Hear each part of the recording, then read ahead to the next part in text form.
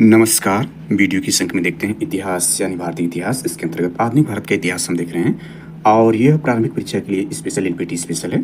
और यह लेक्चर जो है बेस्ड ऑन माइंड मैप यानी जीएस वर्ड का एक महत्वपूर्ण नोट्स है, उस पर आधारित यह एक महत्वपूर्ण लेक्चर है। और यह लेक्चर देखें तो समीक्षा अधिकारी, सहायक समीक्षा अधिकारी यानी उत्तर प्रदेश लोक सेवा आयोग यानी यूपीपीएससी द्वारा आयोजित समीक्षा अधिकारी, सहायक समीक्षा अधिकारी री एग्जाम 2023 के लिए अति महत्वपूर्ण साबित हो सकता है। साथ ही देखें तो उत्तर प्रदेश लोक सेवा आयोग द्वारा आयोजित अपर पीटी एग्जाम 2025 के लिए भी अंक अति महत्वपूर्ण। इसके अलावा एसपीएससी यानी राज्य लोक सेवा आयोग के अंतर्गत देखें यानी स्टेट पब्लिक सर्विस कमीशन के अंतर्गत देखें तो बीपीएससी, एमपीएससी, जीपीएससी, यूपीपीएससी, साथ ही आरपीएससी और इसके अलावा संघ लोक सेवा आयोग यानी यूपीएससी और यूपीएससी के अंतर्गत देखें तो यूपीपीएससी यानी यूपीएससी पीट एग्जाम 2025 के लिए और एसएससी और शिक्षक भर्ती के लिए भी अंक अति महत्वपूर्ण साबित हो सकता है। तो इतिहास के इस अंक में हम देख रहे हैं मॉडर्न इंडियन हिस्ट्री और इस जो ये लेक्चर है बेस्ड ऑन माइंड मैप है और इस पर आधारित इसके इंडेक्स को देखें तो इंडेक्स आपका यहाँ पर है और इंडेक्स में यह प्राचीन भारत यानी एंशिएंट इंडियन हिस्ट्री, इसके अंतर्गत इस सारे टॉपिक पर महत्वपूर्ण लेक्चर बना के इस चैनल पर अपलोड कर दिए गए हैं। आप इस चैनल पर जा करके और चैनल को सब्सक्राइब करके वीडियो को लाइक करके सारे जो लेक्चर है उसको आप देख सकते हैं। प्राचीन भारत पर आधारित महत्वपूर्ण लेक्चर को, मध्यकालीन भारत पर जो महत्वपूर्ण टॉपिक दिखाया गया इस पर भी महत्वपूर्ण लेक्चर बना के चैनल पर अपलोड कर दिए गए और सारे ही प्लेलिस्ट में उपलब्ध है। सर्च करके चैनल पर जाकर आप देख सकते हैं। आधुनिक भारत के अंतर्गत यानी जिस पर हम चर्चा वर्तमान में करने जा रहे हैं आधुनिक भारत यानी मॉडर्न इंडियन हिस्ट्री, इसके अंतर्गत देखें तो ये विभिन्न टॉपिकों पर महत्वपूर्ण लेक्चर बना के चैनल पर अपलोड कर दिए गए हैं। प्लेलिस्ट में भी उपलब्ध है, आप इसको इस चैनल पर जाकर देख सकते हैं। इसके अलावा देखें तो जो वर्तमान में हम कर रहे हैं इसमें स्वतंत्रता आंदोलन को देख रहे हैं और स्वतंत्रता आंदोलन का जो तृतीय चरण है उस पर हम चर्चा कर रहे थे, गांधी युग पर चर्चा कर रहे हैं। इसके प्रथम और द्वितीय चरण पर चर्चा की जा चुकी है, तो गांधी युग जो है उस पर हम विस्तार चर्चा करें। तो इस लेक्चर को चलिए शुरू करते हैं। तो गांधी युग देखने से पूर्व इसका पूर्वावलोकन यानी देख लेते हैं। यानी गांधी युग को हम पूर्व में देख चुके हैं, यानी यह लेक्चर बनाकर अपलोड किया जा चुका है इस चैनल पर, आप देख सकते हैं इसको। तो इसमें देखिए महात्मा गांधी एक परिचय an introduction of Mahatma Gandhi, यानी इनका नाम देखें तो शुरुआती दौर में इनका जो मोहनदास गांधी इनका नाम था, इनके पिता का नाम करमचंद गांधी था, तो इनके पिता के नाम को ऐड करके इनका नाम मोहनदास करमचंद गांधी बना था। और बाद में इनको जो महात्मा यानी देखें तो भारत में प्रथम जो इनका सत्याग्रह था चंपारण सत्याग्रह, इसकी सफलता के बाद रविन्द्रनाथ टैगोर जी ने इनको महात्मा की उपाधि दी थी और इनको राष्ट्रपिता सुभाष चंद्र बोस यानी नेताजी की उपाधि खुद यानी यही महात्मा गांधी ने ही सुभाष चंद्र बोस जी को दिया था। तो इस पर हम विस्तार चर्चा कर लिया है और इसमें जो इनका जन्म देखें डेट ऑफ बर्थ 2 अक्टूबर 1869 है, यह 1969 लिखा है, इसको करेक्शन कर सकते हैं। और इनकी माता का नाम कस्तूरबा गांधी नहीं बल्कि पत्नी का नाम कस्तूरबा गांधी है, कस्तूरबा बा था, इनकी माता का नाम पुतलीबाई था। तो इस पर विस्तार से चर्चा विस्तार से हम कर चुके हैं और 2 महत्वपूर्ण लेक्चर चैनल पर उपलब्ध हैं, उसमें गांधी जी के बारे में विस्तार से आप देख सकते हैं। तो ये सारी जानकारी दी जा चुकी है, इस पर ज़्यादा विस्तार नहीं करेंगे। यानी इसमें दक्षिण अफ्रीका में गांधी जी के कार्य क्या रहे, चंपारण सत्याग्रह पर आधारित हमने विस्तार चर्चा कर लिया। इसके बाद अहमदाबाद आंदोलन, खेड़ा सत्याग्रह, रॉलेट एक्ट, जलियांवाला बाग हत्याकांड के विरोध स्वरूप इस्तीफा और उपाधियाँ कौन कौन से महत्वपूर्ण सेक्शन दिया था उस पर हमने चर्चा कर लिया है। इसके बाद असहयोग आंदोलन को हमने विस्तार समझ लिया है और खिलाफत मुद्दा को भी हमने विस्तार से समझ लिया है। इसके बाद देखें तो स्वराज पार्टी का गठन, असहयोग आंदोलन वापस लेने के बाद जो गतिविधियों में शामिल होता है उसमें स्वराज पार्टी शामिल होती है, जिसका गठन 1923 में होता है और 7 साल बाद 1930 में इसका विघटन यानी समापन हो जाता है इस पार्टी का। इसके बाद देखें तो असहयोग आंदोलन की गतिविधियों के अंतर्गत जो हम देख रहे थे 19वीं सदी के दूसरे और तीसरे दशक में क्रांतिकारी गतिविधियां थी। इसकी 2 धाराएं थी। पहली धारा जो है पंजाब, यूपी, बिहार में थी, इस पर हमने चर्चा कर लिया है। इसकी दूसरी धारा बंगाल में थी, इस पर इस लेक्चर में चर्चा करने जा रहे हैं। पहली धारा के अंतर्गत हमने देखा था कि जो आपका हिंदुस्तान रिपब्लिकन एसोसिएशन यानी HRA, इसका गठन 1924 में कानपुर में किया गया था और इसके जो संस्थापक थे राम प्रसाद बिस्मिल जी, ये इसके नेता थे और संस्थापक में 3 लोग शामिल थे, वीरचंद्र चटर्जी, सतीश संसयाल जी थे। और काकोरी कांड इनकी महत्वपूर्ण घटनाएं थी यानी इस संगठन का।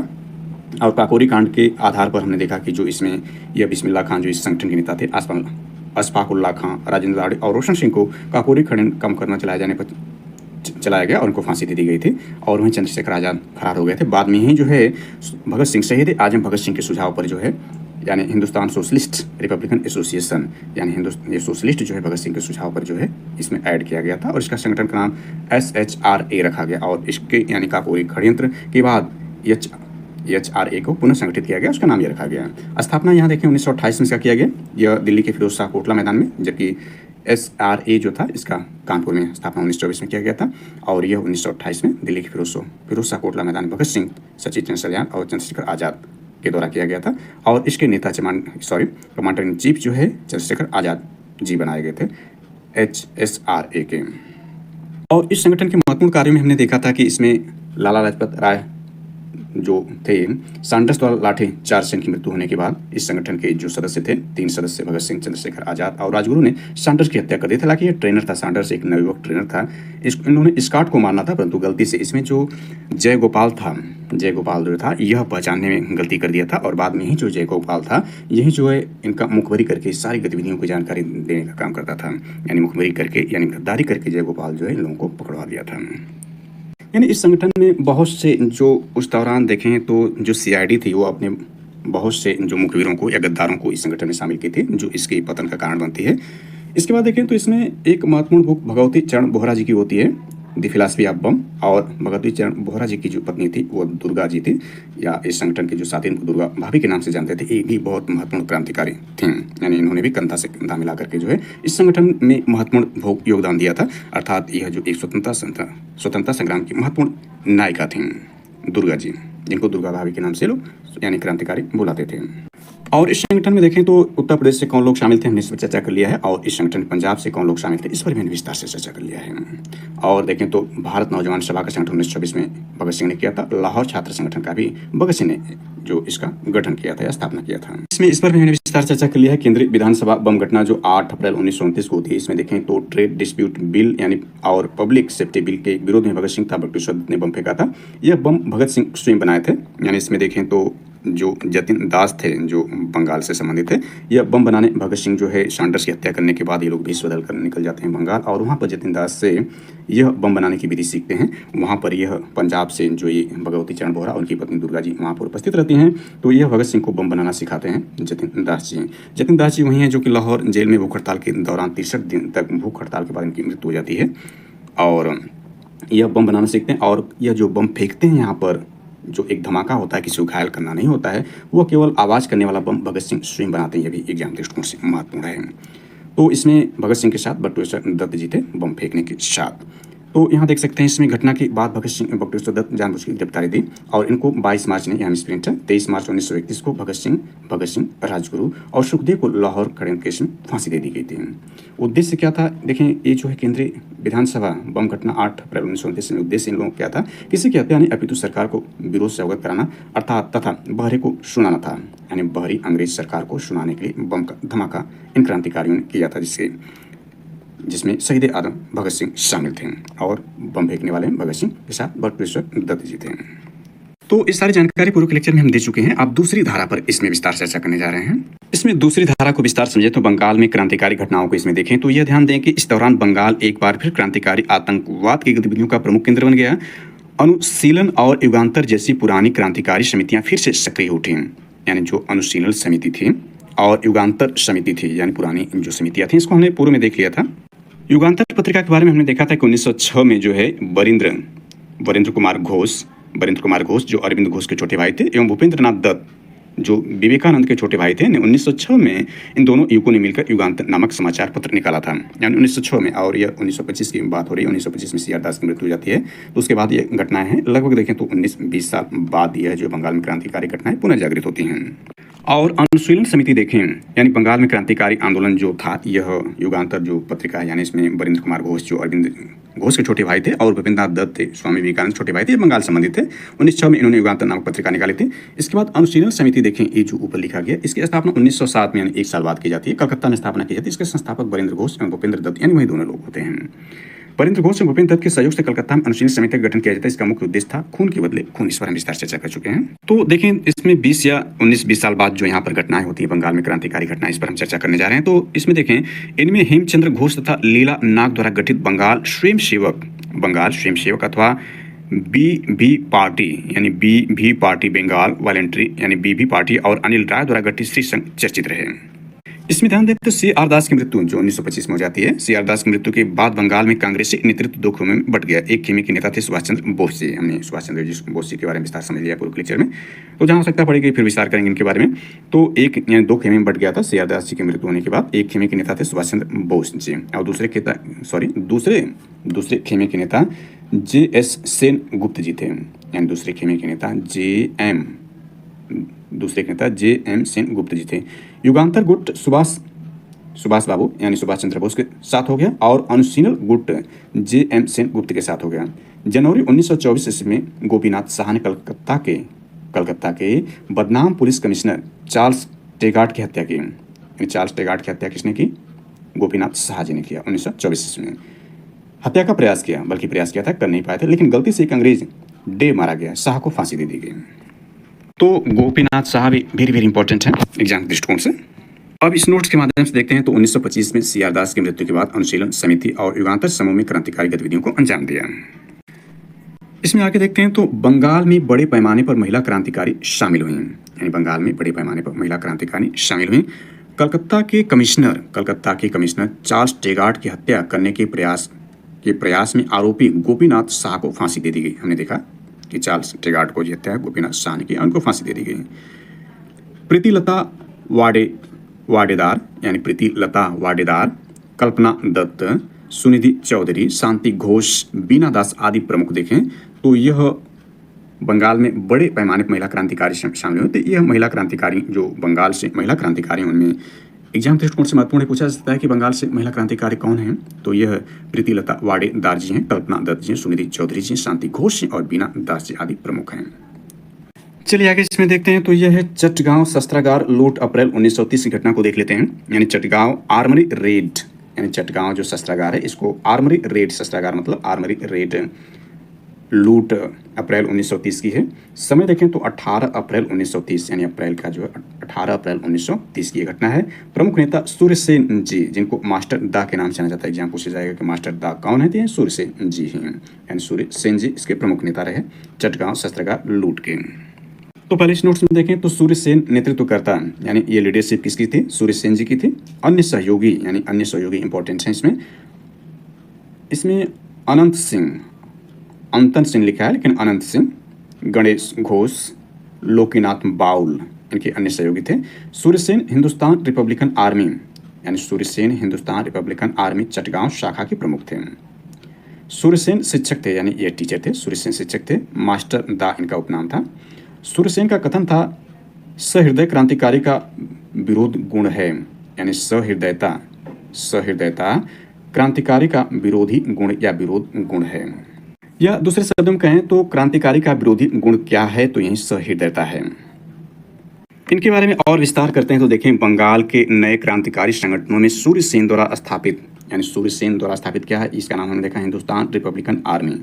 हिंदुस्तान रिपब्लिकन आर्मी जो है ये सूर्यसेन द्वारा स्थापित है, और इसको या इस तरह से कह सकते हैं इंडियन रिपब्लिकन आर्मी, यानी ये हिंदी इसका है और इसका इंग्लिश में लिखा गया, यानी इंग्लिश में पूछेगा तो ये होगा इंडियन रिपब्लिकन आर्मी, यहाँ हिंदी कर दिया हिंदुस्तान, या इंडियन रिपब्लिकन आर्मी के रूप पूछेगा।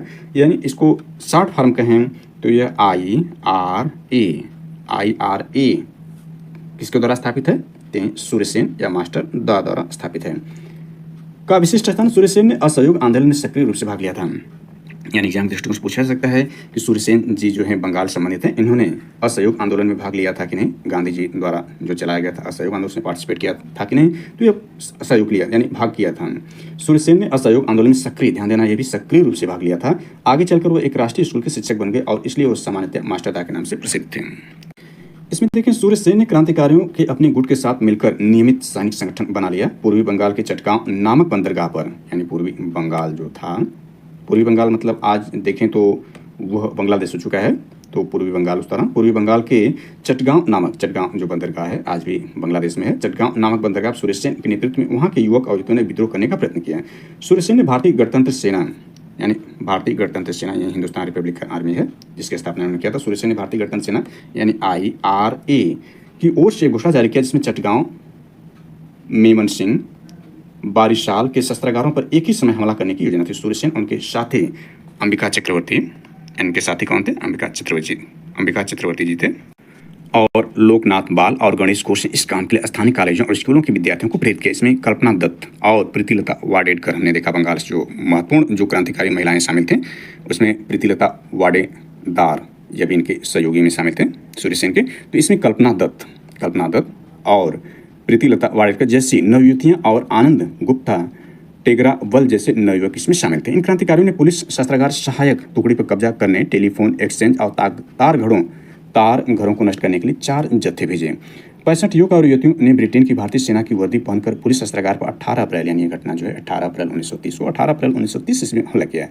यह चटगांव आर्मरी रेड के नाम से मशहूर हुआ। सूर्यसेन खादी की सफेद धोती और कोट पहनते थे, सिर पर गांधी टोपी थी। क्रांतिकारी युवकों ने उन्हें सैनिक सलामी दी। वंदे मातरम और इंकलाब जिंदाबाद के नारों के बीच सूर्यसेन ने तिरंगा फहराया और काम चलाओ क्रांतिकारी सरकार के गठन की घोषणा की, जिसके राष्ट्रपति सूर्यसेन थे। यानी ध्यान देना है कि जो यहाँ पर इन्होंने क्या किया था, काम चलाओ क्रांतिकारी सरकार गठन किया था सूर्यसेन जी ने, और स्वयं राष्ट्रपति यही सूर्यसेन जी बने थे।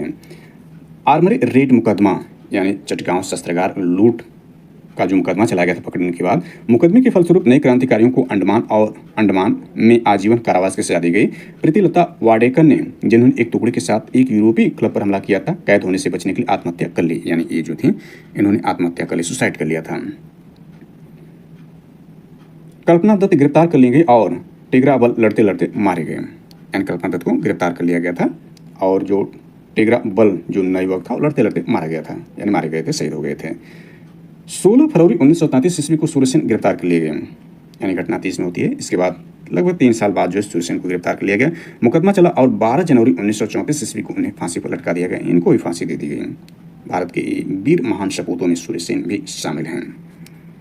अब इसमें अन्य प्रमुख तथ्य को इसमें समझ लेते हैं, यानी अदर मेन फैक्ट इसमें क्या है। तो इसमें देखें भगत सिंह का कथन क्या रहा। तो क्रांति के लिए रक्त रंजित संघर्ष आवश्यक नहीं। यानी भगत सिंह का कथन है कि क्रांति के लिए रक्त रंजित संघर्ष आवश्यक नहीं है। जेल में रहते हुए राम प्रसाद बिस्मिल ने युवाओं से अपील की थी कि वे पिस्तौल और रिवाल्वर का साथ छोड़ दें, क्रांतिकारी षड्यंत्रों में हिस्सा न लें, क्रांतिकारी षड्यंत्रों में हिस्सा न लें। एक कहना था राम प्रसाद बिस्मिल जी के, जो हिंदुस्तान रिपब्लिकन एसोसिएशन के चीफ यानी कमांडर इन चीफ थे, यानी प्रमुख नेता थे, यानी नेता ये थे। तो इनका कहना था कि जो युवा हैं पिस्तौल और रिवाल्वर का साथ छोड़ दें और क्रांतिकारी षड्यंत्रों में हिस्सा न लें।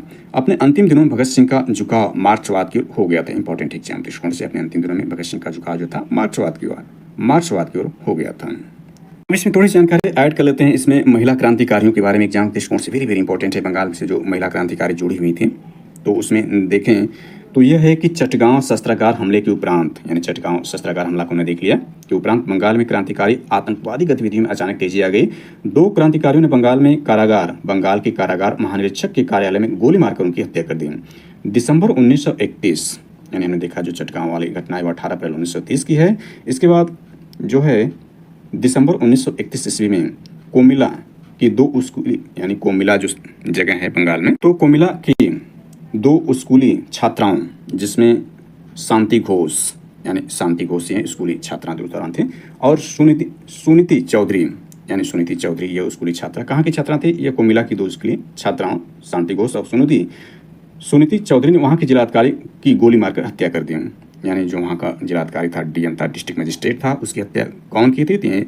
सुनीति चौधरी और शांति घोष, जो कि कोमिला की 2 स्कूली छात्राएं थीं। दिसंबर 1931 में।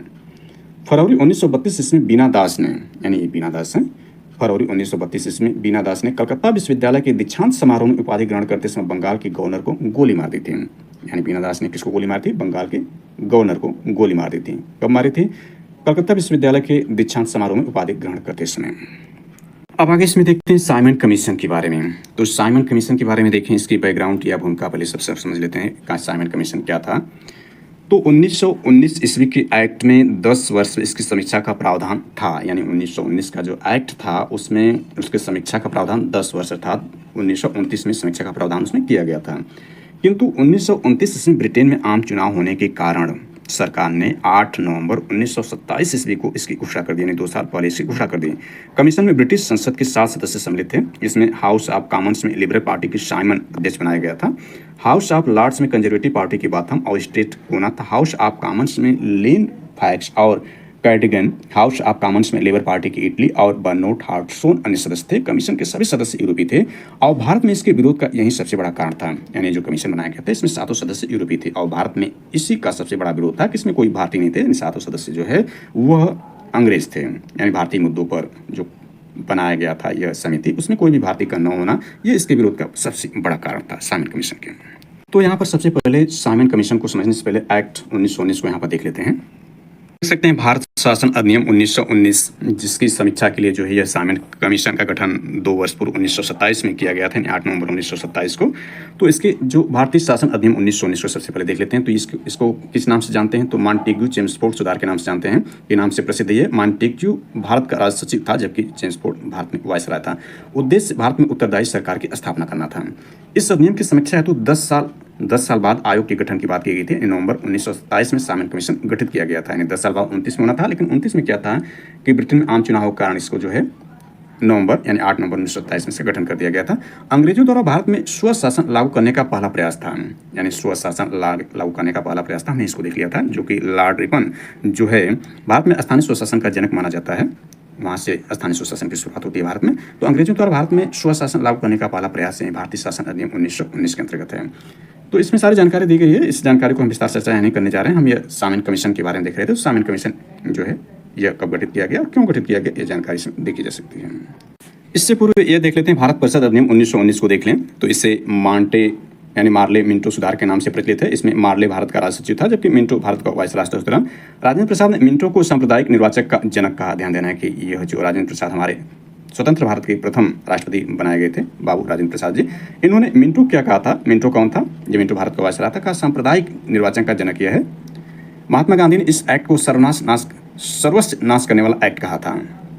यानी इस एक्ट के द्वारा देखें तो वर्तमान में जो पाकिस्तान देश बना है भारत से अलग होकर, इसी एक्ट के द्वारा उसका यानी जन्म होता है। इसमें देखें तो पृथक निर्वाचन के आधार पर मुस्लिम होती सांप्रदायिक प्रतिनिधित्व का प्रावधान, यानी मुस्लिम सदस्यों का चुनाव मुस्लिम मतदाता कर सकते हैं। इसमें जो है पृथक निर्वाचन, यानी यहाँ देख सकते हैं मुस्लिम होती सांप्रदायिक प्रतिनिधित्व का प्रावधान इसी एक्ट के द्वारा किया गया था। यानी सांप्रदायिक निर्वाचन का इसमें प्रावधान किया गया था। वैसे भी इससे पूर्व देखें तो यह जो घटना शुरू होती है वह लॉर्ड कर्जन के समय होती है 1905 में जो बंगाल का विभाजन होता है। उसी के बाद 1906 में जो है मुस्लिम लीग का गठन होता है, जिसमें मैंने विस्तार से चर्चा कर लिया है। अब मुस्लिम लीग यानी इसी बंगाल का विभाजन जो लॉर्ड कर्जन के दौरान होता है, उसी के फलस्वरूप उसी की परिणति के रूप में जो है यह मुस्लिम लीग उसका फल बनता है, यानी उसकी परिणति के रूप मुस्लिम लीग आता है। अब मुस्लिम लीग के ही द्वारा देखें तो यह या उसके गतिविधियों के द्वारा भारत परिषद अधिनियम लाया जाता है, जिसमें मुस्लिम सांप्रदायिक प्रतिनिधित्व का प्रावधान, यानी यह जो है डिवाइड एंड रूल्स का प्रथम बीज इसी दौरान होता है, जो कि बाद में देखें तो 14 अगस्त 1947 को पाकिस्तान के रूप में भारत और पाकिस्तान का बंटवारा होता है। इसके एक दिन बाद भारत को यानी 15 अगस्त 1947 को भारत को आज़ादी मिलती है। तो यह देखें तो आज़ादी के दौरान यह भारत के बंटवारे के रूप में 2 देश बनते हैं। जो आज देखें तो वह पाकिस्तान जो है यानी मुस्लिमों द्वारा जो आग लगाई गई थी, आज भी वह पाकिस्तान के रूप में भारत को जो है वह आग देखें तो वह बाधा यानी भारत के विकास में बाधा का काम कर रही है। हालांकि रोक तो नहीं पा रही, लेकिन बाधा जरूर उत्पन्न कर रही है। यह जो आग मुस्लिमों द्वारा लगाई गई थी पाकिस्तान के रूप में।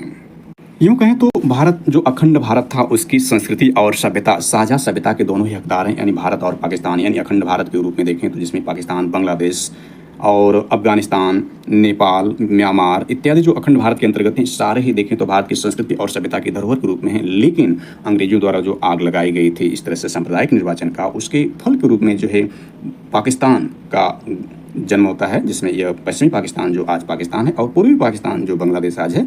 बांग्लादेश हालांकि दोनों ही एक जो है नाकाम देश के रूप में आज स्थापित हो चुके हैं। यानी दोनों यहाँ देखें तो लोकतंत्र अभी परिपक्व नहीं हो पाया है, यानी वहाँ पर जो सरकार यानी संविधान है दोनों जगह फेल हो चुका है। वहाँ की जो सरकार है वह देखें तो तानाशाही सरकार, या वहाँ पर जो है आर्मी का शासन है। अभी देखें पिछले साल ही यहाँ पर बांग्लादेश में जो छात्रों द्वारा आंदोलन करने के बाद वहाँ की सरकार को उखाड़ फेंक दिया गया था। पाकिस्तान द्वारा देखें तो अभी भारत के साथ यह जो सदैव गतिरोध उत्पन्न करता रहता है। हालांकि इसकी स्थिति भी बहुत ही दयनीय है, लेकिन अपने को परमाणु शक्ति संपन्न मानने के घमंड के रूप में हमेशा अपना ही नुकसान करता रहता है। यानी जहां उसका फायदा है वहीं उसका नुकसान करता है। अर्थात यूँ कहें कि भारत के साथ यदि वह मिलजुल कर कार्य करता तो उसे सारी सुविधाएं मिलती जो कि वह अन्य देशों जैसे चाइना या फिर अमेरिका इन देशों से मांगता है। वह भारत के साथ अच्छे संबंध करके स्वतः प्राप्त कर लेता और अपनी जनता को जो है मेन समस्याएं देखें दोनों देशों में जो कॉमन रूप से है वह भुखमरी है, गरीबी है, बेरोजगारी है और आर्थिक जो संपन्नता नहीं बल्कि विभिन्नता है। यानी भूख और गरीबी दोनों देशों में चरम पर है। हालांकि भारत जो है देखें तो अभी जो है दिसंबर 2025 तक विश्व की 34 सबसे बड़ी अर्थव्यवस्था बनने के कगार पर है और आर्थिक रूप से, राजनीतिक रूप से सशक्त देश के रूप में भारत यानी विश्व में जो है भारत अपना जो लक्ष्य बनाया कि 2047 भारत की आज़ादी की 100वीं वर्षगांठ, तो भारत एक विकसित राष्ट्र बनने की तो अग्रसर है और भारत की सारी जनता और भारत के संपूर्ण नागरिक इसमें प्रयासरत हैं और करके भी रहेंगे। ऐसी संभावना और प्रबल संभावना ऐसा होकर ही रहेगा। लेकिन यहाँ पर पाकिस्तान के बारे में देखें तो पाकिस्तान जस्ट इसका उल्टा करता है, यानी अपने को न स्थापित करके, अपने को न बनाकर, बल्कि वह दूसरे को कमज़ोर करके अपना हित साधना चाहता है, जो कि इसकी नीति का सबसे कमज़ोर या घटिया स्वरूप है। इस स्वरूप के आधार पर यह राष्ट्र कभी सफल नहीं हो पाएगा, अर्थात उसका स्ट्रक्चर फेल हो जाएगा। तो उसको इस बात पर ध्यान देना है, आगे आने वाले समय में हो सकता है कि वहाँ पर जो वहाँ की जनता जो यानी दोनों देश की जनता देखें, यानी पाकिस्तान की जनता भी निर्दोष है, लेकिन वहाँ के जो नेता नेतृत्व है वह जो है हमेशा ही जो है वो गलत राजनीति करने की वजह से वहाँ पर अस्थिरता उत्पन्न करते हैं और अपने देश की जनता के साथ हमेशा धोखा करते हैं। तो ये बातें यानी इसकी हमने जन्मभूमि या बैकग्राउंड में इसमें हमने थोड़ी चर्चा कर लिया कि ये कहाँ से पाकिस्तान का जन्म होता है। तो ये भारत परिषद अधिनियम 1919 जो सांप्रदायिकता का होता है, उसके जो बीच लॉर्ड कर्जन 1905 में बंगाल का विभाजन करता है, उसके बाद जस्ट साल भर बाद मुस्लिम लीग होता है। मुस्लिम लीग की गतिविधियों के बाद ही ये एक्ट आता है और ये सारी गतिविधियाँ आज के पाकिस्तान के रूप में शामिल हैं। तो इससे भारत शासन अधिनियम 1919 को यानी साइमन कमीशन को हमने देखने से पूर्व थोड़ा सा विस्तार उस पर चर्चा कर लिया। साइमन कमीशन में देखते हैं, अर्थात जो इसमें बातें हो जाएगी वो ज़्यादा विस्तार हो जाएगी। तो यहाँ पर साइमन कमीशन को देखें तो यह जो है इसके सभी सदस्य यानी 7 सदस्य जो श्वेत होने के कारण यानी सभी अंग्रेज होने के कारण भारत में इसका विरोध हुआ, यानी इसके विरोध का प्रमुख कारण था। और इसका अध्यक्ष जो था वो देखें तो हाउस ऑफ कॉमन्स में लिबरल पार्टी का जो साइमन था वहीं इसका अध्यक्ष बनाया गया था। अन्य नाम भारत विधिक आयोग, यानी साइमन का अन्य नाम पूछेगा तो भारत विधिक आयोग के नाम से भी जानते हैं। तो लॉर्ड बिरकेनहेड आयोग को स्थापना हेतु जिम्मेदार था, यानी साइमन कमीशन जो है लॉर्ड बिरकेनहेड आयोग को स्थापना हेतु ये जिम्मेदार था। श्वेत कमीशन भी इसको कहलाया क्योंकि 7 सदस्य इसमें अंग्रेज थे। इसका अध्यक्ष जॉन साइमन था। अन्य सदस्य जो थे क्लाइमेट एटली, जो बाद में यह जो है ब्रिटेन का प्रधानमंत्री भी क्लाइमेट एटली बना था। इसके बाद Henry Levy Lawson, Edward Cadogan, Vernon Hartshorn, George Lane Fiennes और डोनाल्ड हावर्ड इसके अन्य सदस्य थे। यानी इसमें ध्यान दें कि जो इसका सदस्य जो साइमन कमीशन में क्लाइमेट एटली है, यहीं देखें तो ब्रिटेन में 26 जुलाई 1945 यानी ये गठित कब होती है 19 नवंबर 1919 में, और यहीं जो है क्लाइमेट एटली जो है वो ब्रिटेन में 26 जुलाई 1945 ईस्वी को क्लाइमेट एटली के नेतृत्व में ब्रिटिश मंत्रिमंडल ने सत्ता ग्रहण की। तो इसमें इसी के दौरान कैबिनेट मिशन 24 मार्च 1946 को आया था। आगे हम इस पर चर्चा करेंगे, लेकिन यहाँ पर थोड़ी जानकारी थी उसको हमने ऐड कर लिया। इसके उद्देश्य में देखें तो भारत में उत्तरदायी शासन की स्थापना हेतु भारत को तैयार करना नहीं, यानी उद्देश्य में देखें तो भारत में उत्तरदायी शासन की स्थापना हेतु भारत को तैयार है कि नहीं, यह जांच करना था। इसका उद्देश्य है कि भारत में उत्तरदायी शासन की स्थापना हेतु भारत तैयार है कि नहीं, यह जांच करना था। इसका गठन हमने देखा था कि इसका गठन 8 नवंबर 1927 को गठन किया गया। 3 फरवरी 1928 को कमीशन मुंबई आया था, भारत कब इसका आया था तो 3 फरवरी 1928 को कमीशन मुंबई आया था। तो 3 फरवरी 1928 को जिस दिन साइमन कमीशन बम्बई पहुंचा उस दिन देशव्यापी हड़ताल आयोजित की गई थी। कमीशन जहां कहीं भी गया वहां पूर्ण हड़ताल रखी गई थी। साइमन वापस जाओ के नारे के साथ जुलूस निकाले गए। अनेक स्थानों पर आंदोलन को कुचलने के लिए पुलिस ने पशु बल का प्रयोग किया, यानी पशुओं की तरह बल का प्रयोग किया। साइमन कमीशन दिल्ली पहुंचा तो वहां काले झंडे और गो बैक साइमन के नारों के साथ स्वागत किया गया। केंद्रीय विधानसभा ने साइमन का स्वागत करने से मना कर दिया। इसमें देखें तो 1919 के एक्ट में इसके गठन का प्रावधान था। इस एक्ट में ही हमने देखा था इसके गठन का प्रावधान था। और देखें इसमें जो महत्वपूर्ण रूप से यह है कि साइमन जब लाहौर पहुंचा तो लाला लाजपत राय के नेतृत्व में उसके खिलाफ प्रदर्शन किया गया, यानी साइमन कमीशन के विरोध जो है लाहौर में किसके नेतृत्व में विरोध किया गया था तो यही लाला लाजपत राय। देखें तो जो गरम दल के प्रमुख नेताओं में जो लाल बाल पाल थे उसमें लाला लाजपत राय थे, इनके नेतृत्व में लाहौर में जो है साइमन कमीशन का विरोध किया गया। पुलिस ने लाठीचार्ज के कारण ही लाला लाजपत राय की दिसंबर 1928 में मृत्यु हो गई। जब साइमन कमीशन लखनऊ पहुंचा, यानी उत्तर प्रदेश के राजधानी लखनऊ पहुंचा तो उसके विरुद्ध पंडित गोविंद बल्लभ पंत जो कि 1937 में जो है कांग्रेसी नेता के रूप में जो है उत्तर यानी जो संयुक्त प्रांत जो आज वर्तमान उत्तर प्रदेश वहाँ के प्रधानमंत्री बनाए गए थे गोविंद बल्लभ पंत जी, और पंडित जवाहरलाल नेहरू ने नेतृत्व किया था साइमन कमीशन का विरोध लखनऊ में ये दोनों लोग किए थे। पुलिस ने प्रदर्शनकारियों पर अनेक अत्याचार की। हिंदू महासभा, मुस्लिम लीग, लिबरल फेडरेशन, किसान मजदूर पार्टी आदि ने कमीशन के बहिष्कार की नीति अपनाई। यद्यपि मुस्लिम लीग ने साइमन कमीशन के बहिष्कार के सवाल पर 1928 में फूट पड़ गई और कमीशन के साथ सहयोग के पक्षपातियों का एक गुट लीग से अलग हो गया। मोहम्मद अली जिन्ना कमीशन के बहिष्कार के सवाल पर कांग्रेस के साथ थे, यानी इंपॉर्टेंट है कि मोहम्मद अली जिन्ना जो मुस्लिम लीग से संबंधित थे वो साइमन कमीशन के विरुद्ध यानी बहिष्कार के सवाल पर कांग्रेस के साथ थे। जब सारे देश में साइमन कमीशन वापस जाओ का नारा बुलंद हो गया था, पूंजीपतियों, जमींदारों और कुछ देसी नरेशों ने इसका समर्थन किया था। डॉक्टर अंबेडकर मुंबई में साइमन कमीशन के साथ सहयोग करने के लिए बनाई गई कमेटी के सदस्य बने थे। इसके उद्देश्य को हमने समझ लिया था कि इसका उद्देश्य यह आपका था उद्देश्य यह था कि कमीशन के जिम्मे यह काम लगाया गया था कि वह ब्रिटिश भारतीय प्रांतों में पता लगाए कि सरकार कैसे चल रही है, प्रतिनिधि संस्थाएं कहाँ तक ठीक कार्य कर रहे हैं, शिक्षा का कहाँ तक बढ़ोतरी हुई और उत्तरदायी सरकार के सिद्धांत को अधिक बढ़ाया जाए या सीमित किया जाए अथवा इसमें कोई उचित परिवर्तन किया जाए, इस सिद्धांत में शामिल थे। सामिल कमीशन का प्रतिवेदन देखें तो 1928 यानी ध्यान देना है कि 1928 ईस्वी तथा 1929 ईस्वी में सामिल कमीशन ने भारत का 2 बार दौरा किया। यानी गठन तो देखें 8 नवंबर 1927 को इसका गठन हो गया था, लेकिन 1928 तथा 1929 में सामिल कमीशन ने 2 बार भारत का दौरा किया। कमीशन ने 27 मई 1930 ईस्वी को अपनी रिपोर्ट प्रस्तुत की। यानी रिपोर्ट कब प्रस्तुत की, यह देखें गठन इसका 27 में और रिपोर्ट प्रस्तुत की आपका 1930 में, 3 साल बाद अपनी जो रिपोर्ट प्रस्तुत की और 2 बार 28 और 29 में भारत का दौरा किया था। इसकी रिपोर्ट को देख लेते हैं। साइमन कमीशन की सिफारिशें कौन सी थी, वेरी वेरी इंपॉर्टेंट है। साइमन कमीशन की सिफारिशें 1930 में प्रकाशित की गई थी। इसमें उत्तरदायी सरकार का गठन किया जाए, इसकी सिफारिशों में शामिल था। केंद्रीय विधानमंडल का पुनर्गठन, केंद्रीय विधानमंडल का पुनर्गठन जो संघीय भावना के अनुकूल हो, इसके सदस्यों को प्रांतीय विधानमंडलों द्वारा अप्रत्यक्ष चुना जाए। ध्यान देना है कि इसके सदस्यों को प्रांतीय विधानमंडलों द्वारा अप्रत्यक्ष यानी इनडायरेक्ट चुने जाने की बात यह साइमन कमीशन ने कही थी। और केंद्रीय विधानमंडल का पुनर्गठन किया जाए जो संघीय भावना के अनुकूल हो। इसके बाद साइमन कमीशन की सिफारिशों में यह शामिल था कि इसमें देखें तो केंद्र एवं प्रांतों की उत्तरदायी सरकार के गठन का विरोध, यानी केंद्र एवं प्रांतों की उत्तरदायी सरकार के गठन का विरोध, मौलिक अधिकारों का कोई उल्लेख इसमें नहीं था साइमन कमीशन की सिफारिशों में या रिपोर्ट में।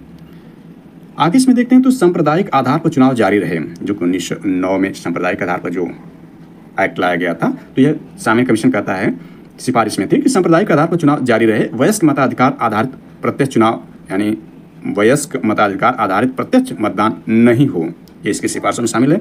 नवंबर 1927 के मद्रास अधिवेशन, जिसकी अध्यक्षता M.A. अंसारी ने किया था, में कांग्रेस ने कमीशन के बहिष्कार का निर्णय लिया। यानी इस अधिवेशन के देखें जो नवंबर 1927 में किया गया था, यह 42वां कांग्रेस का 42वां अधिवेशन था जो मद्रास में आयोजित किया गया था। मद्रास में अधिवेशन किया गया था 26 से 27 दिसंबर 1927 को इसका अधिवेशन का आयोजन किया गया था। इसकी अध्यक्षता M.A. अंसारी जी ने किया था, यानी यह किए थे। इसकी प्रमुख बातें इसमें थी कि सुभाष चंद्र बोस एवं जवाहरलाल नेहरू के प्रयत्नों से पूर्ण स्वराज का प्रस्ताव पारित किया गया, परंतु इसे ठंडे बस्ते में डाल दिया गया था। और इसी में जो है कांग्रेस ने साइमन कमीशन के बहिष्कार का निर्णय लिया था 1927 में। अब इसमें नोट यह देख सकते हैं कि नोट इसमें क्या महत्वपूर्ण रूप से, तो साइमन कमीशन के विरोध में लाठीचार्ज के चलते लाला लाजपत राय ने मरने से पहले कहा, मेरे ऊपर जो लाठी का प्रहार किया गया है वह एक दिन ब्रिटिश साम्राज्य की ताबूत की कील यानी आखिरी कील साबित हो गया, और यह सही भी हुआ। और इन्हीं का बदला लेने के लिए, लाला लाजपत राय की बदला लेने के लिए हमने देखा था कि हिंदुस्तान सोशलिस्ट रिपब्लिकन आर्मी ने जो सैंडर्स था उसकी हत्या लाहौर रेलवे स्टेशन करते थे। हमने विस्तार से उसको चर्चा को समझ लिया है। और लाहौर षड्यंत्र केस में जो है इन क्रांतिकारियों को जो है लाहौर में फांसी दे दी गई थी, इसमें विस्तार से पूर्व लेक्चर में चर्चा कर लिया है। तो यहाँ पर यह देख सकते हैं कि यह कथन किसने कहा था कि मेरे ऊपर जो लाठी का प्रहार किया गया वो एक दिन ब्रिटिश साम्राज्य के ताबूत की आखिरी कील साबित होगी, तो यही लाला लाजपत राय जी ने ही कहा था। वेरी वेरी इंपॉर्टेंट, इस पर विस्तार से चर्चा कर लिया इनके ऊपर। इसके बाद देखें तो साइमन कमीशन का समर्थन करने वाले संगठन, यानी भारत में ऐसे लोग भी थे जो साइमन कमीशन का समर्थन या सपोर्ट में थे, यानी गद्दार लोगों की कमी नहीं थी इतिहास में और आज भी कमी नहीं है। तो इसमें कौन थे, मुस्लिम लीग थी। मुस्लिम लीग 2 गुटों में बटा था। तो वो जिन्ना तो जो थे वो कांग्रेस के साथ थे साइमन कमीशन के बहिष्कार पर, लेकिन मुस्लिम गुट जो था, कुछ गुट इसमें शामिल जो है वह साइमन कमीशन के समर्थन में थे। जस्टिस पार्टी थी, यूनिस्ट पार्टी थी, अंबेडकर का डिस्प्लेस्ड क्लास एसोसिएशन भी इसके समर्थन में था। तो यह नोट संबंधित महत्वपूर्ण बातें इसमें शामिल नहीं। तो ये सारी जानकारी जो एग्जाम के दृष्टिकोण से दी जा रही है इंपॉर्टेंट है। एग्जाम के दृष्टिकोण से ही आप इस सारी चीज़ों को तैयार करें। तो साइमन कमीशन के समर्थन करने वाले लोग कौन थे, तो ये आप देख सकते हैं। और यहाँ पर क्या जानकारी, सारी जानकारी एग्जाम के दृष्टिकोण से दिया गया है, वेरी वेरी इंपॉर्टेंट है। आगे इसमें देख लेते हैं नेहरू रिपोर्ट 1928 की, यानी नेहरू रिपोर्ट जो 1928 में थी, इसको समझ लेते हैं यहाँ पर। इस रिपोर्ट को समझने से पहले जो इसकी सिफारिशें थी उसको अलग माध्यम से भी इसमें समझ लेते हैं, जो यहाँ पर दिया गया है। इसकी प्रमुख सिफारिशें जो प्रकाशित की गई थी इसको अन्य माध्यम से भी देखें। तो इसकी प्रमुख सिफारिशें में क्या थी, 1919 ईस्वी की भारत सरकार अधिनियम के तहत लागू की गई द्वैत शासन व्यवस्था को समाप्त कर उत्तरदायी शासन की व्यवस्था हो, ऐसी बात इसमें कही गई थी। भारत के लिए संघीय संविधान होना चाहिए, ऐसी बात इसमें कही। भारत में भारतीयों को कोई भी उत्तरदायित्व न प्रदान किया जाए, इसमें बात कही थी। इसके अलावा साइमन कमीशन की सिफारिश में उच्च न्यायालय को भारत सरकार के नियंत्रण में कर दिया जाए, ऐसी बात इसमें कही गई थी। बर्मा को भारत से विलग किया जाए तथा उड़ीसा एवं सिंध को अलग प्रदेश का दर्जा दिया जाए, ऐसी बात इसमें कही गई थी। प्रांतीय विधानमंडल में सदस्यों की संख्या को बढ़ाया जाए, मताधिकार का विस्तार करने अर्थात इसे 2.8% से बढ़ाकर 10 से 15% तक बात करने की बात कही गई थी। गवर्नर और गवर्नर जनरल अल्पसंख्यक जातियों के हितों के लिए प्रति विशेष ध्यान रखें। प्रत्येक 10 वर्ष बाद पुनरीक्षण के लिए एक संविधान आयोग की नियुक्ति की व्यवस्था को समाप्त कर दिया जाए। भारत के लिए एक ऐसा लचीला संविधान बने जो स्वयं से विकसित हो। तो ये रिपोर्ट रही इसकी। इसमें नोटेड पॉइंट है कि इसके बाद जो आने वाला एक्ट था, यानी आयोग की, यानी जो साइमन कमीशन की आयोग की जो अनेक बातों को 1935 ईस्वी के एक्ट में भारत सरकार अधिनियम में स्वीकार कर लिया गया था। यानी इसकी जो बहुत सी बातों को जो है वह 1935 के भारत सरकार अधिनियम में स्वीकार कर लिया गया। सर शिव स्वामी अयंगर ने इसे रद्दी की टोकरी में फेंकने लायक बताया था। यानी साइमन कमीशन को जो है किन्होंने रद्दी की टोकरी में फेंकने लायक बताया था, तो वह सर शिव स्वामी अय्यर जी थे। अब इसमें नेहरू रिपोर्ट को समझते हैं, लेकिन इसकी बैकग्राउंड को सबसे पहले समझ लेते हैं कि नेहरू रिपोर्ट की बैकग्राउंड क्या है। ये 1928 की है। तो कांग्रेस ने जब साइमन कमीशन का बहिष्कार करने का आह्वान किया था, तब भारत में जो सचिव था लॉर्ड बर्किनहेड था। यानी उस दौरान भारत का सचिव कौन था? लॉर्ड बर्किनहेड ने 24 नवंबर 1927 ईस्वी को भारतीयों के सामने ये चुनौती रखी कि वे एक ऐसे संविधान का निर्माण कर ब्रिटिश संसद के समक्ष पेश करें जिससे सभी दलों का समर्थन और सहमति प्राप्त हो।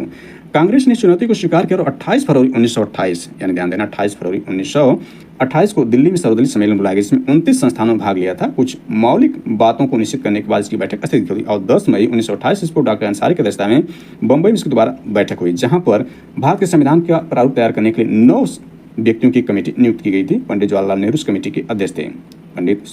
पंडित मोतीलाल नेहरू रिपोर्ट इसी से है। पंडित मोतीलाल नेहरू इस कमेटी के अध्यक्ष थे। इसलिए इस कमेटी में जो रिपोर्ट तैयार की गई नेहरू रिपोर्ट कहलाई। अध्यक्ष के अतिरिक्त 9 सदस्य इस कमेटी के सदस्य थे। इसमें सदस्यों में देखें तो अली इमाम थे, शुएब कुरैशी मुस्लिम थे, यानी मुस्लिम लीग थे, एम.एस. अडेक थे, एम.आर. जयकर थे, हिंदू महासभा से, मंगल सिंह सिख थे, तेज बहादुर सप्री लिबरल थे, एन.एम. जोशी लिबरल थे, जी.पी. प्रधान नॉन ब्राह्मण थे तथा सुभाष चंद्र बोस कांग्रेस से इस समिति में शामिल थे। पंडित मोतीलाल नेहरू द्वारा प्रारूपित भारत के संविधान का 1928 ईस्वी कलकत्ता कांग्रेस के भारतीय राजनीति और सांप्रदायिक समस्या के समाधान के दिशा में महान योगदान के रूप में स्वागत किया। पंडित मोतीलाल नेहरू ने 10 अगस्त 1928 ईस्वी को अपनी रिपोर्ट प्रस्तुत की। कब प्रस्तुत की? ध्यान देना है, 10 अगस्त 1928 ईस्वी को अपनी रिपोर्ट प्रस्तुत की। इस रिपोर्ट को लखनऊ के सर्वदलीय सम्मेलन में सर्वसम्मति से स्वीकार कर लिया गया। किंतु 22 दिसंबर 1928 ईस्वी को जब रिपोर्ट कलकत्ता में सर्वदलीय सम्मेलन, जिसकी अध्यक्षता डॉक्टर अंसारी कर रहे थे, कि समक्ष विचार रखी गई, तो वहाँ सांप्रदायिकता ने अपना प्रभाव दिखाया। मुस्लिम लीग, हिंदू महासभा और सिख लीग के कुछ सांप्रदायिक रुझान वाले नेताओं ने से लेकर आपत्तियां की। इस तरह सांप्रदायिक दलों ने राष्ट्रीय एकता का दरवाजा बंद कर दी। इसके बाद लगातार सांप्रदायिक भावनाएं विकसित होती गई। नोट्स में देखें नेहरू रिपोर्ट में, तो मोतीलाल नेहरू की अध्यक्षता में मई 1928 में संविधान मसौदा तैयार करने हेतु समिति का गठन किया गया था। समिति के अन्य सदस्य में देखें तो अली इमाम, सुभाष चंद्र बोस जी, मंगल सिंह, तेज बहादुर सप्रू जी इत्यादि प्रमुख थे। वेरी इंपॉर्टेंट है। आगे देखें तो 28 अगस्त 1928 को रिपोर्ट प्रस्तुत की, जिसे लखनऊ सम्मेलन में स्वीकार कर लिया गया था। लखनऊ सम्मेलन में इसको स्वीकार कर लिया गया था। लखनऊ सम्मेलन का मतलब यहाँ लखनऊ सर्वदलीय सम्मेलन में सर्वसम्मति स्वीकार किया गया था, उसको हमने देख लिया था। इसके बाद दिसंबर 1928 ईस्वी जो रिपोर्ट कलकत्ता में सर्वदलीय सम्मेलन की अध्यक्षता डॉक्टर अंसारी कर रहे थे, कांग्रेस के अध्यक्षता 1928 का जो कलकत्ता में हो रहा था, उसमें हमने चर्चा कर लिया था। इसकी प्रमुख बातों में देखें क्या थी, यानी मुख्य बातें क्या थी नेहरू रिपोर्ट के अंतर्गत जो थी। यानी इसमें जो है किसने चैलेंज किया था? भारत जो सचिव बर्किनहेड था, उसने चैलेंज किया था भारतीयों के सामने कि ऐसा संविधान निर्माण करे जो ब्रिटिश संसद के समक्ष पेश करे, जो सभी दलों का समर्थन तथा सहमति प्राप्त हो। ये उसने चैलेंज किया था साइमन कमीशन की रिपोर्ट को नकारने के बाद। इसकी प्रमुख बातों को देखें तो भारत को पूर्ण औपनिवेशिक स्वराज का दर्जा मिले, नेहरू रिपोर्ट में कहा गया था। मुस्लिमों को अल्पसंख्यक क्षेत्रों में आरक्षित सीटें दी जाए। सार्वजनिक निर्वाचन प्रणाली को समाप्त कर संयुक्त निर्वाचन पद्धति अपनाई जाए। भाषाई आधार प्रांतों का गठन हो। केंद्र एवं प्रांतों में उत्तरदायी शासन की स्थापना हो। मौलिक अधिकार फंडामेंटल जो राइट हैं, महिलाओं को समान अधिकार मिले। संघ बनाने की स्वतंत्रता मिले। वयस्क मताधिकार आदि कुल 19 मांगे इसमें शामिल थे। केंद्र में द्विसदनी व्यवस्थापिका हो। केंद्र में द्विसदनी व्यवस्थापिका की मांग नेहरू रिपोर्ट में शामिल, ध्यान देना है। सिंध को बंबई से पृथक कर एक पृथक प्रांत बनाया जाए।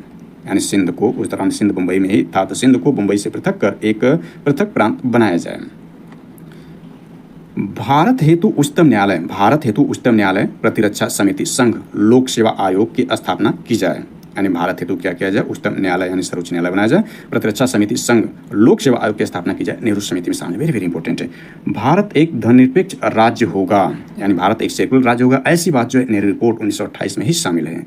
तो इस तरह से देखते हैं इसकी प्रमुख बातें वेरी इंपॉर्टेंट है एग्जाम के दृष्टिकोण से। तो हमने देखा यह जो है नेहरू रिपोर्ट 1928 की, जिसकी अध्यक्षता मोतीलाल नेहरू जी ने किया था।